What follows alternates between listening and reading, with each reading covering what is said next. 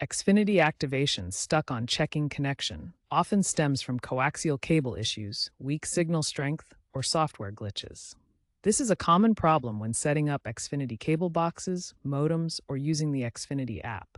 The key is to approach troubleshooting systematically. First, ensure your coaxial cable is securely connected to both the wall outlet and your Xfinity device, avoiding any kinks or bends. Signal strength is crucial. Xfinity uses DOCSIS standards, and a weak signal, below 15 dBVs, can cause the activation to loop. Consider using Xfinity's Signal Meter app to check this. For app-related issues, ensure it has the necessary permissions, location, Wi-Fi, and is up to date.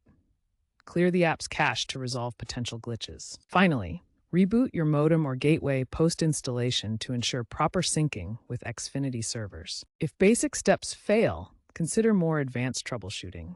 A Reddit thread from September 2025 highlighted a fix involving rebooting the gateway, checking Coax with a multimeter, and resetting the app cache. Weak signal can also be fixed with an amplified splitter, boosting signal strength for seamless activation. Increasing reliance on app-based activations spotlights software bugs, while the rise of mesh Wi-Fi systems complicates Coax troubleshooting. Looking ahead, Xfinity plans to fully integrate with Comcast's Project Gig fiber rollout by 2027, potentially phasing out Coax and this activation issue. AI and 5G edge computing may automate fixes, predicting failures before they occur. Expert opinions advocate for universal app redesigns and proactive signal monitoring.